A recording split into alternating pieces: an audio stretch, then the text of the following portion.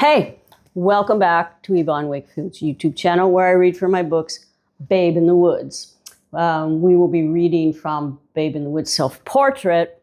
But usually I start out when I talk about my other two dogs here and the little teddy bear, if you've been following, it's another adopted Chiweenie.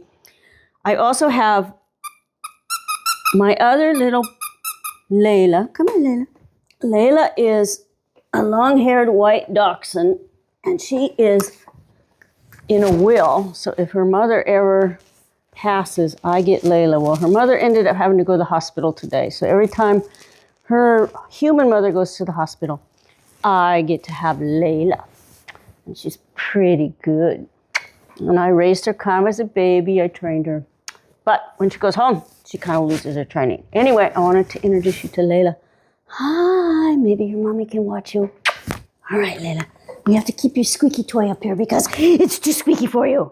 Okay, so I'm going to recap what I read last week. So chapter 10 I was dealing with rogue bears. All of a sudden, in all the years I'd been up at the cabin, I started to encounter bears. Because of that, I decided to build a bear-proof cellar where I could put my food where the bears weren't going to get it. And then I decided, well, if I'm going to have a cellar, I'm going to put a studio on top, because at that point when I was painting, I would always paint on the porch. I met Don, a rancher who helped me out. They invited me in for peach pie, and he showed me his turd collection. And then when I get back to the cabin that night, I find bears have gone inside. So chapter 11 is called Setting the Stage. It's about 7 pages. So Don is the guy who invited me in for the peach pie and showed me his turd collection. He was really an incredibly helpful guy. So, "Why, you little fart," Don Paulson snorts as the rifle reports, slamming my back into his chest hard enough his hat tilts back. "Blew it clean apart," he says, behind a grin nearly brown as the brim he repositions over his frosted pate. A brassy energy stings through me like electricity. I'm shocked by the kickback and the realization I've drawn a bullseye the first time I fired a gun that didn't break in half. Remember last chapter I borrowed a gun, and when I went to go shoot it at a bear, it broke in half. Despite the recoil enough to blow me over, I remained upright, and Don behind me supporting my elbows. "Try her again." Don walks about 200 feet into the pasture and places another log on the stump within range of the kitchen window where Orinda, that's his wife, can see us.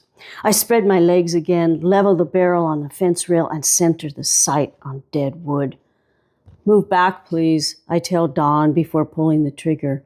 Instead of a dead hit, the log is winged, pivots, and plummets. Don zips the 30-30 into a scuff scabbard and hands it back with advice. "Can't really kill a bear with this unless you get really close to a vital spot, like an eye or a heart. But you're a good shot." This is the second time in a week a man has lent me a gun not powerful enough to kill a bear I aim to.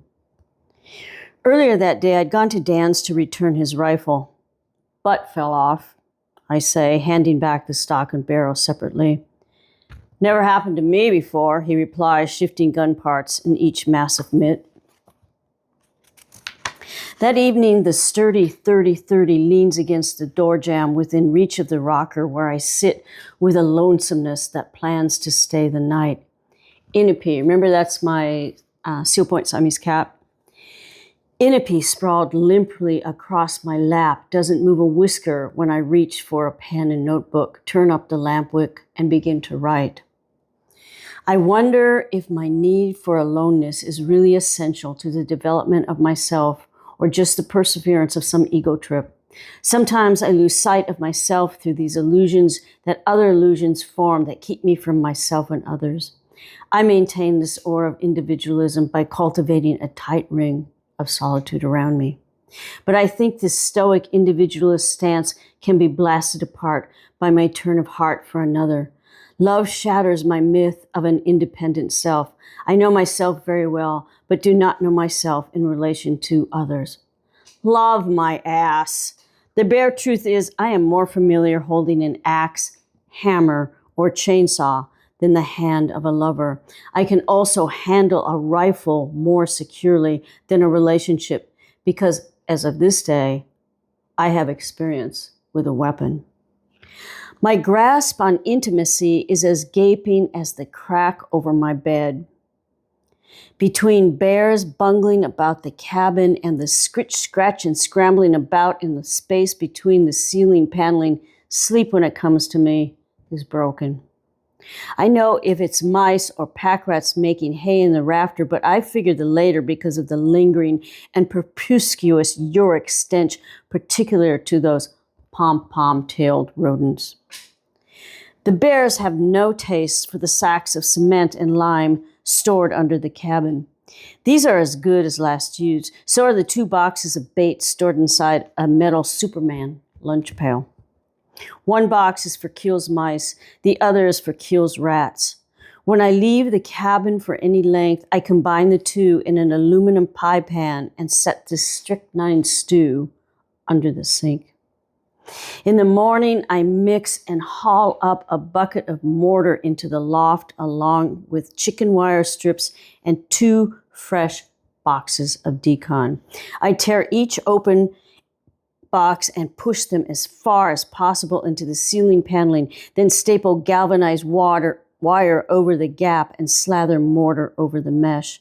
The sloppy chink naturally defies gravity and plops out onto my head repeatedly. In art history, I learned the Parthian arch collapsed several times during construction. I recall this lesson, add in persistence and more mortar until the crack is sealed, then stick my head in the creek to wash away what I learned. Not yet at its pinnacle to signal lunchtime, late morning sun already bakes down upon the cabin roof, signaling a hot day ahead. In a recent note to Jim, remember Jim's the guy who helped me build the cabin, and he continues to come and help me when I ask him. I asked him to help me with the bear-proof studio plans. We are standing by the sink as he looks at my drawings. He questions and makes suggestions, then makes a declarative observation. Something smells dead, he says, tilting his head back and sniffing. We are sipping mugs filled with warm, condensed milk mixed with powdered carob and honey. The sketchbook with its realigned lines is open on the counter we lean against when I casually tell Jim what he might be smelling. You damn thing! He slams his mug on the counter, rattling the carob jar lid. You don't go putting anything around here you don't want to put in yourself, he adds with a fire that won't extinguish my stupidity after I tell him about the decon caper. The chink over my bed holds fast, as did the last rites of rodents squirming in metabolic agony, bleeding internally to death, their tormented carcasses putrefying under the sun-baked roof. We leave our sticky dredged cups up on the counter beside the carob jar. I carry the cooler inside, then open the windows and prop the door gate to air out the cabin. As we walk down the road, I can't outdistance the penetrating, rotting rodent stench, blanketing my nostrils with bad karma. At the building site, we continue to confer over my drawings and expand the penciled scale with lines drawn in the dirt by boot tips and branches. Soon we have a sketched out 14 by 14 area parallel to the slope, and Jim haunches down where I plan to cut a door into wall logs yet to be raised. As we sit in the imaginary door jamb, Jim pulls a bread chunk from his breast pocket. It is wrapped in a piece of brown paper sack. He unwraps it, smooths out the paper, and breaks the bread, handing me half. We chew on this stovetop bread, thick as a paperback novel, dense as a hardback. I'd learned to make this whole grain bread when I was building the cabin, and it became a staple of my diet. Now, because of the bears, these staples, groats, wheat, rye berries, and other hand-ground flour are in the toilet. Remember, that's what the bears got the last chapter, or a chapter ago. They got all my 1-year supply of food stores that were under the cabin. Fortunately, Jim is willing to break his loaf with me. Though it has been months since we've worked together for any great length of time, our talk retains the flavor of the familiarity of woods in which we have worked together building the cabin. Without Jim's knowledge, skill, and strength, I most likely would have either quit or died trying to build my log home. I won't rely on him as heavily to build the bear-proof cellar with the studio on top, but I know from experience that what I'm getting into will require his guidance from the ground up. After lunch, we stake out the foundation with yellow string pulled taut around boulders and pine limb spears. Unlike the cabin, the main floor will be supported on a square cement cellar dug 5 feet into a parfait of aluminum, till, and sedimentary deposits. Posts will support the porch flooring with a wide open view. Now that my building plans are more resolved than before, we ate that unleavened bread in a phantom doorway. Jim calls it a day, and we walk up to his truck parked above the budding building site. He backs around on a level spot I cleared with a squared-off shovel and drives away. Walking to the cabin, I mull over the daunting task of digging a hole as deep as I am tall. My pondering kicked to this curb by the sight of head. Didn't we leave those on the counter? One blue tin mug lies sideways on the steps, another on the porch. Novice gun shoot that I am, the evidence before me prompts a jump into the truck. I roll the window and blare the horn, hoping this will flush out the tin cup mover, which I assume from recent experience is a bear and more likely than not to be inside the cabin. Within minutes, the cab is broiling as I stew about what to do. Confront the intruder or drive away to leave in a place where wild animals are secured by leads and cages, and the only bears are smiley plastic containers filled with honey. The keys are in the ignition, but my wallet is inside the cabin. Without a license or money, I'd get as far as Emery would extend lunch counter credit. Leaning on the horn long enough to worry a battery low, I think about locating the nearest weapon. There is a lug wrench, jack handle, and a ratty Rand McNally Road Atlas behind the bench seat. Folded in half, the atlas keeps the hinge and frame ajar in case of a needed retreat. Outside of the cab, I gather an arsenal of pine cones and rocks, then hurl them onto the porch, hoping to scare out an unseen intruder. Nothing stirs.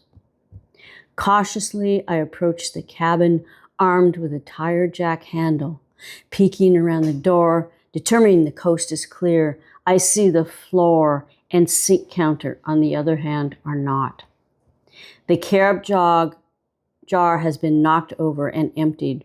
Soft brown powder everywhere. The cooler has also been upended, and the cabin stinks like dead rats. Mentally, the goal seems attainable, but I discover chipping out a bear-proof cellar is on par with chinking, mindless drudgery. Remember, chinking is filling the gaps with mortar or cement. I'd performed on that cabin involved trawling mortar between logs, one gap at a time. Now digging a cellar, shovel by shovel, is about the same, and it is difficult to envision an end after hours of calloused Herculean labor results in only an ankle-deep trench. So, just to rephrase, I'm like 20 years old with a shovel digging into a mountainside by hand to try and dig out a cellar. That first day of digging sets the tone for weeks to follow. I am on site at 9 sharp and pick and shovel until 1 o'clock when I stop for lunch, an apple and cheese noshed by the branchy screened creek. After the third day, I quit bringing a book to read on break because it is too easy to be hooked by a page turner and put excavation on the back burner. I've taken to shouldering the loaded 30-30 everywhere except when I'm behind a pick and shovel. The heavy rifle loaded safety off is always within reach, but I've yet to be bothered by bear while I'm nicking my way to China. A week of digging produces a dirt berm that rims a nearly calf-high pit. This earthly rise makes it impossible to pitch up dirt over the lip, and it must be whittled down in the same manner it was laid up, one shovel at a time. After 2 weeks, the cellar is not quite a foot and a half deep. My bareback is brown as a deer, and I'm teetering on the brink of desolation. Hitting a deeply rooted fir stump smack in the middle of the pit reminds me that I resolved to paint and draw this summer, and not to work like a link in a chain gang. On a lunch break, I squish Oregon grape berries on my thigh, spreading and etching the pigment with a twig. The message is this: it's time to put down the shovel and pick up a brush. Besides this 80-acre mountainside, a trashy trailer, 10-speed bike, and used trucks, the other biggest investment I've ever made, including an Echo chainsaw, is a French easel. The saw with its 20-inch bar is a perfect fit. So is the easel after I cobbler grommeted leather backpack straps on the frame. Since I returned to the cabin, I'd fired up the saw, but not the easel. Here's the easel. I'll talk about it at the end. When I first enrolled in community college, I checked art as a major, not because I was nor wanted to be an artist, but because I always drew. Art was on the top of an alphabetized list of what counted as an undergraduate major. In the Eugene College, one of these matriculated classes, Painting 101, was instructed by a man I'll call Mr. P to protect his anonymity and the fact he had been moved from the accounting or math department to head the art department when the college experienced a teacher shortage. His unique painting style, he informed the class, encompassed applying layer after layer of oil or acrylic, I can't remember, glaze to create depth in his paintings. Mr. P numerated each veiled coat with a pencil check mark on the back of the canvas he tilted before curious students so he could see through his layers of nonsense, I believed. 64 in this one, he said, holding up a painting of a wall clock, the industrial kind commonly found outside of an elementary school principal's office. Simple in construction, that painting, like its stout maker, also lacked any depth, even to the uneducated eye. Still, like babies responding to bright colors and simple shapes, the students praised the accountant's artwork, perhaps hoping to increase the chance of bettering their own grade in his class. The accountant's first assignment was to paint 2 white styrofoam blocks, foreground to a flaccid American flag. Diligent beginners planted their easels in a half moon around the setup. I stood back and studied the subject matter staged in the corner of the classroom, then flat out turned to the window and looked out upon the subject that mattered to me, rolling hillsides, flush with wildflowers.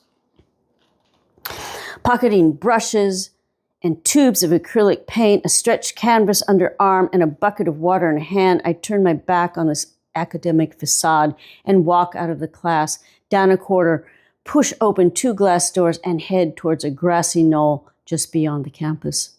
Ladybugs and caterpillars didn't seem to bother as my butt planted upon their foraging ground. I stretch out, set a palette, then go to painting lupine and lilied swells. Outside, I was in my element. Inside the studio, I was marked absent. At the weekly critique, my landscape was blatantly distinguished amid 23 paintings of styrofoam, red, white, and blue. The guy at the easel beside me received an A, an award for his still life. I received an incomplete. It would be the last class I ever took for that kind of credit.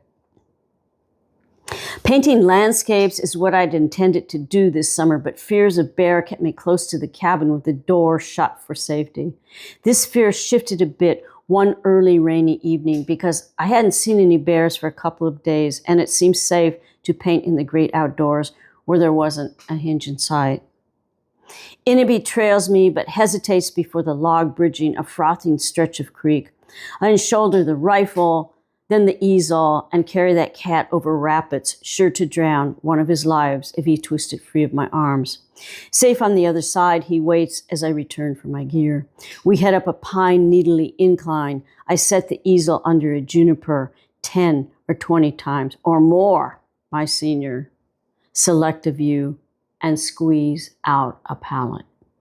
It feels awkward at first to hold a nimble brush and not a stocky gun, but pick or shovel. But after a few strokes, I quit thinking about the discrepancies in tools I'm gasping for and how I should begin this painting and just start messing about with color until I quit thinking. Okay, so that French easel I'm talking about, this was like a major investment when I was in my 20s. This is a French easel. I still use it today. Pull this out and pull this out.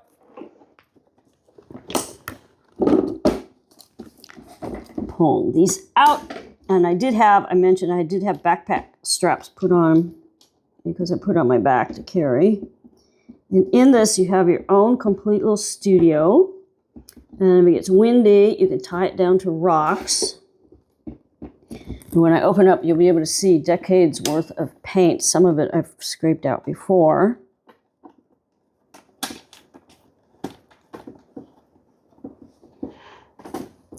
I spent a lot on this, and back then, I mean, it was like $220 back then, which is like $1 million now.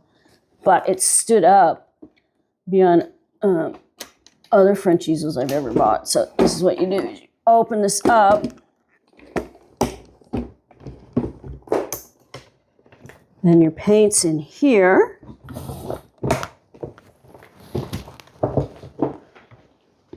One thing you always have to level it. I won't level it now.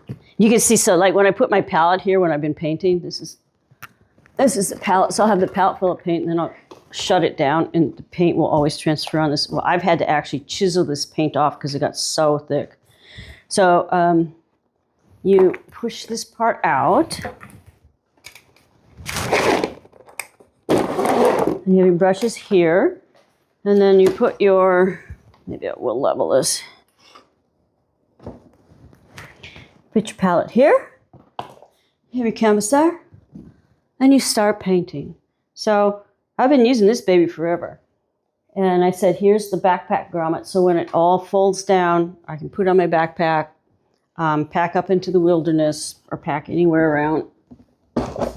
And this is the easel I was talking about in the book. So if you've enjoyed Babe in the Woods self-portrait, it's the second in the series. Babe in the Woods, Building a Life One Lock at a Time is the first. And we will conclude with Babe in the Woods, Path of Totality. If you like what I read tonight, buy the books. They're wherever books are. They're on audio, they're print, they're wherever you can get a book. Subscribe to the YouTube channel. Be nice to each other. It's getting warm out there. Really stay hydrated. I just played 18 holes of golf right before I came here. And I bought some electrolytes off of Amazon. They're for babies or adults. And I mix it in my water. So stay hydrated. Bye-bye, and we'll see you next week.